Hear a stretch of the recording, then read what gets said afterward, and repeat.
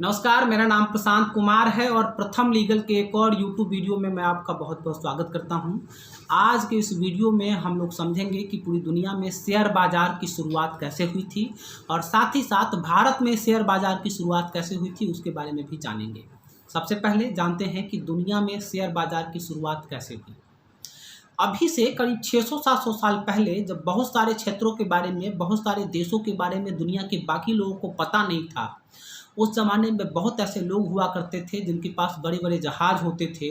वो लोग उन जहाज़ों में अपने कुछ लोगों को भरते थे, खाने का सामान भरते थे और समंदर में उतर जाते थे, नए-नए देशों की खोज करने के लिए, नए-नए क्षेत्रों की खोज करने के लिए। कई बार समंदर में वो सफल होते थे और कई बार उनको असफलताएँ हाथ लगती थी। मतलब उनके जहाज़ को लूट लिया जाता था, उनका जहाज़ मौसम की वजह से या तूफ़ानों की वजह से डूब जाता था, जहाज़ में टूट-फूट हो जाती थी और कई सारे लोगों की जान भी चली जाती थी। लेकिन अगर वो कभी सफल होते थे किसी नए क्षेत्र और किसी नए देश को ढूँढने में, तो उस देश से, उस क्षेत्र से वो लोग बहुत सारी कीमती वस्तुएँ, सोना, चाँदी, मसाले, हीरे, जवाहरात और भी कई सारा धन अपने जहाज़ों में भरते थे और उस भरे हुए जहाज़ को, जो कि हीरे, जवाहरात और सोना चाँदियों से भरा रहता था, कीमती वस्तुओं से भरा रहता था, उसको वापस लेकर के अपने देश लौट आते थे। और इस तरीके से जो जहाज़ की यात्रा पर निकलने में और उसको वापस आने में जो उनका खर्च होता था, उसका कई गुना ज़्यादा मुनाफ़ा वो लोग उस देश को लूट करके वापस ला पाने में सफल होते थे। इस तरीके से यह जहाज़ों पे एक नए एक्सपेडिशन के लिए निकलना एक बहुत ही प्रचलित पेशा बन गया था और कई सारे नाविक इस तरह के काम करते थे और शायद इसी की वजह से अमेरिका को कोलंबस ने खोजा, इंडिया को वास्को डी गामा ने खोजा और भी न जाने कितने क्षेत्रों को, कितने द्वीपों को लोगों ने खोजा। लेकिन जहाज़ पे जाना काफ़ी खर्चीला होता था, काफ़ी ज़्यादा पैसे लगते थे, बहुत ज़्यादा संसाधनों की ज़रूरत पड़ती थी और कई बार जो इस तरह के नाविक होते थे, जो खोजकर्ता होते थे, उनके पास उतने पैसे नहीं होते थे। तो उन लोगों ने एक तरीका निकाला कि वो लोग व्यापारियों के पास जाते थे, आम लोगों के पास जाते थे और उनके सामने यह प्रपोज़ल रखते थे कि मैं अपनी इस यात्रा पे निकलने वाला हूँ और इस यात्रा पे निकलने में मेरा इतना खर्चा आने वाला है। आप क्या करो कि आप इसमें अपनी एक हिस्सेदारी ले लो। अगर मैं सफल होकर के लौटा तो मेरे जहाज़ सोने चांदियों से, कीमती वस्तुओं से भरे होंगे और आप जो अभी जो इन्वेस्टमेंट करोगे, यह इन्वेस्टमेंट आपका मेरे वापस लौटने पे कई गुना ज़्यादा बढ़ जाएगा। और अगर मैं असफल हो गया, मतलब मैं कुछ नई चीज़ें नहीं ढूँढ पाया, मेरे जहाज़ ही टूट गया, मेरा जहाज़ डूब गया या मुझे लूट लिया गया समंदर में, तो आपका जो पैसा है वह पूरा का पूरा डूब जाएगा। कई सारे व्यापारियों को यह बात बहुत अच्छी लगी और उन लोगों ने उस तरीके से जहाज़ों पे उनके एक्सपेडिशन से निकलने से पहले अपनी हिस्सेदारी लेनी शुरू कर दी। यह इनफॉर्मल शेयर मार्केट की शुरुआत थी कि कंपनियों ने, बिज़नेस ने, चूँकि जहाज़ पे निकलना और नए-नए क्षेत्रों को खोजना उस ज़माने में एक बिज़नेस की तरह ही था, तो उन बिज़नेसेस ने आम लोगों को अपने बिज़नेस की कुछ एक हिस्सेदारी बेची और उस हिस्सेदारी को बेचने के बदले में उन्हें कुछ पैसा मिला। उस पैसों की वजह से वो अपने संसाधनों को पूरा कर पाए और अपने एक्सपेडिशन पे, अपने टूर पे नए-नए जगहों की खोज करने के लिए वो निकल पाते थे। लेकिन इसको फॉर्मल रूप दिया 16वीं सदी में, 1602 में एक ईस्ट इंडिया कंपनी थी। इंडिया वाली, जो हम लोग जिस ईस्ट इंडिया कंपनी के नाम से जानते हैं, जिसको जानते हैं इंग्लैंड वाली, वह ईस्ट इंडिया कंपनी नहीं, यह east India company Dutch east India company कहलाती थी। डच, जो कि आज का नीदरलैंड है, वहाँ पे 1602 में डच ईस्ट इंडिया कंपनी की स्थापना हुई और उसने इस पेशे को, मतलब जहाज़ों में निकलना और नए-नए जगहों की खोज करने को अपना एक व्यापार बना लिया, जो कि काफ़ी सक्सेसफुल कंपनी हो गई थी उस ज़माने में। उसने अपने आस-पास के लोगों को, जो बंदरगाह पे व्यापारी होते थे, उन व्यापारियों को अप्रोच करना शुरू किया अपने जहाज़ों में पैसा इन्वेस्टमेंट करने के लिए। व्यापारियों को यह आइडिया बहुत पसंद आया और व्यापारियों ने इस तरीके से डच ईस्ट इंडिया कंपनी में हिस्सेदारी खरीदने की शुरुआत कर दी और जो आधुनिक शेयर बाज़ार है, उसकी स्थापना आप कह सकते हैं कि सबसे पहले नीदरलैंड में ही पड़ी थी और उसकी जो सबसे पहली कंपनी थी आधुनिक शेयर बाज़ार में, जिसके शेयरों में ट्रेडिंग स्टार्ट हुई थी, वह डच ईस्ट इंडिया कंपनी थी। अब आइए जानते हैं कि भारत में शेयर मार्केट की शुरुआत कैसे हुई। 1850 में मुंबई में दलाल स्ट्रीट पे एक बरगद का बहुत बड़ा पेड़ हुआ करता था और कुछ 15-20 लोग उस बरगद के पेड़ के नीचे बिजनेसेस में, मतलब व्यापार में हिस्सेदारियों को खरीदने और बेचने का काम करते थे, जो कि शेयर ब्रोकर के नाम से जाने जाते थे, शेयर दलाल के नाम से जाने जाते थे।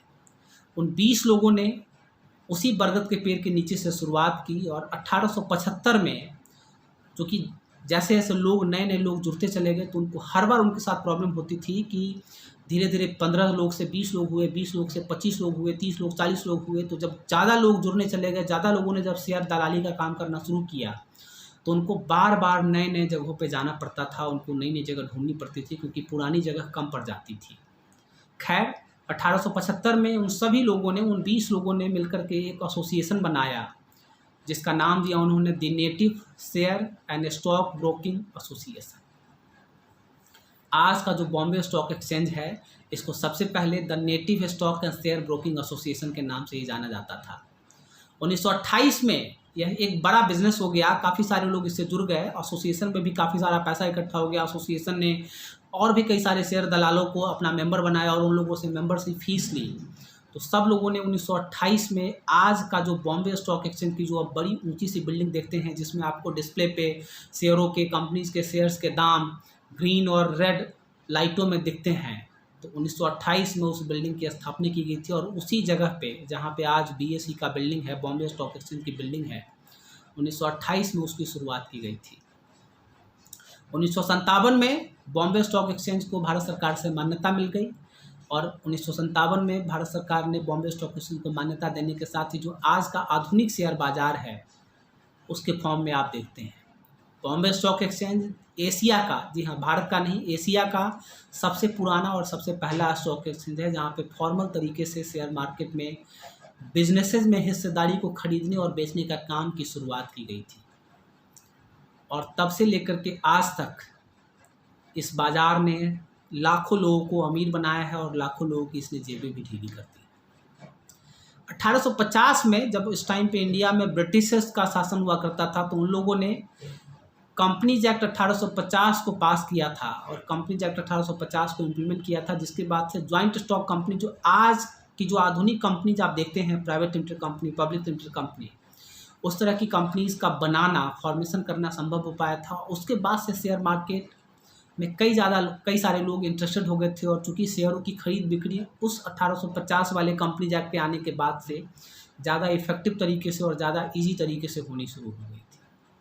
तो हम आप यह बहुत अच्छे से कह सकते हैं कि 1850 में भारत के शेयर मार्केट की शुरुआत हुई थी जब ब्रिटिशर्स ने कंपनीज एक्ट 1850 को इस्टेब्लिश किया था और 1850 में ही कुछ 20 शेयर दलालों ने बॉम्बे में बरगद के पेड़ के नीचे से शेयर ब्रोकरेज का काम शुरू किया, जहाँ पे लोग उनसे मिलते थे और अलग अलग तरह के बिजनेसेस में, जो बिजनेसेस उनके पास होते थे, जो पोर्टफोलियो होते थे, उसमें वह हिस्सेदारी को खरीदने और बेचने का काम करते थे।